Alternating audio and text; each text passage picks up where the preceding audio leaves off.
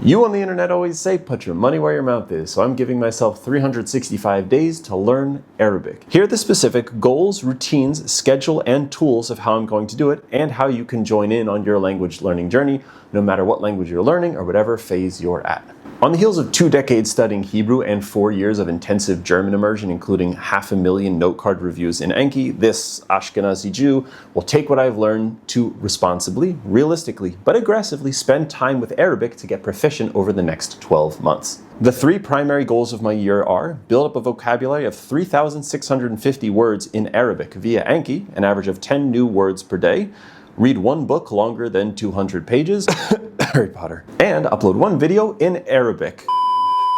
Here are the principles underlying my routine and calendar based on the other languages I've gotten proficient in. My pillar number 1, vocabulary. As I've covered before ad nauseum, the number of words you know in a language is one of the best indicators of your proficiency. And with that in mind, having learned 10,000 words in German, that was overkill. 5,000 will do more than enough, but that's probably too much for me to learn in a year, so we're just going to settle on 10 a day, which is that 3,650 total words by the end of the year. No single tool has so efficiently and thoroughly improved my vocabulary as Anki, so I will continue using it for Arabic. For the uninitiated, Anki is a free digital note card app with a very smart scheduling algorithm, so you only review the things you've learned when you need to. The main shift in how I plan on using Anki is relying more on closed deletion cards. They're basically just fill in the blank cards. I will continue to use basic note cards for concrete nouns and adjectives, but I plan on using these closed deletion fill in the blank cards for verbs. My second pillar is staying engaged.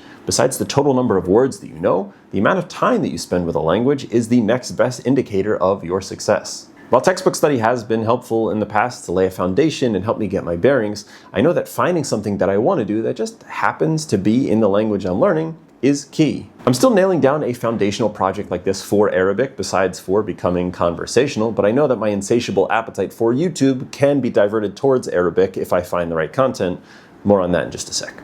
As a working dad, I'm hoping to have at least 30 to 60 minutes every single day to focus on Arabic, with a rough breakdown of my time as follows. At least 50% of my time reading, watching, and listening, in a word, immersing. Then no more than 25% Anki and vocabulary, and then no more than 25% textbook and grammar learning.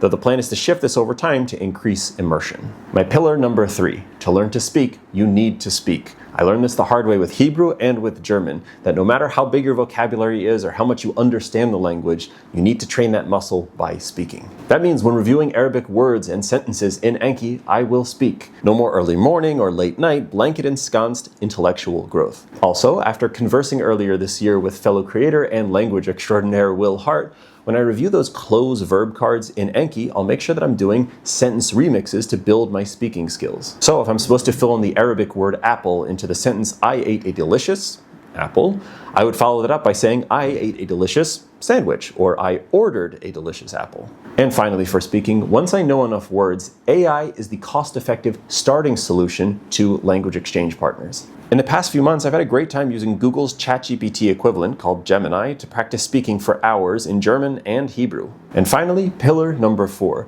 time for my yearly self-reminder that learning about language learning is not the same thing as learning a new language. And yes, this is a nudge to you, dear one word at a time viewer, to watch a video in German, Arabic, Spanish, French, or whatever language you're learning, but only once this video is over. As I begin learning my 4th language, I know that success is nothing more than applying these pillars day in, day out over a long period of time. Now let's go through the planned calendar for the upcoming year. With a very, very big life change coming in the next couple of days, the only prep work that I've done is to learn the Arabic alphabet intentionally without learning the meaning of a single word. The reason for this willful blindness was to make sure that by January 1st, I knew enough about the letters and reading that I could get up and running with Anki. I've only spent 7 hours learning the letter names, how they're pronounced, and a bit of reading practice. That's it, and I'm not particularly good. The only words that I've picked up through osmosis are that I think bint means daughter and kitab means book, I think. And so I think I'm ready enough to get the schedule underway.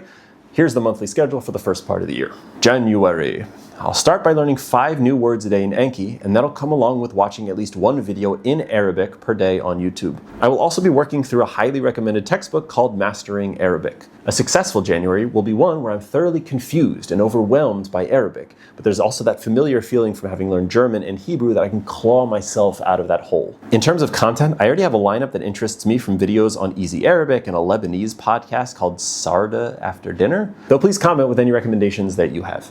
February. By the end of month 1, I'll increase my daily rate to 10 new vocab words per day and start with a graded reader. As month 2 starts, I'll continue watching YouTube videos and working through Mastering Arabic with the goal of completing all 20 chapters by the end of the month. March.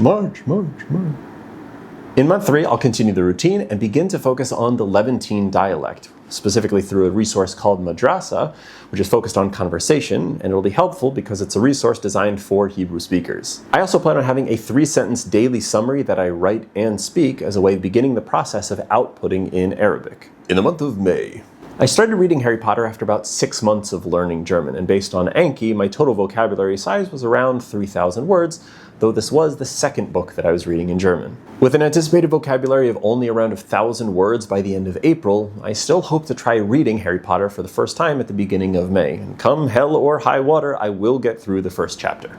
So I'll see if it's impossibly hard or just uncomfortably hard and decide what to do from there. And for the second half of the year, my rough goal as of now is to start having conversations after 6 months of learning.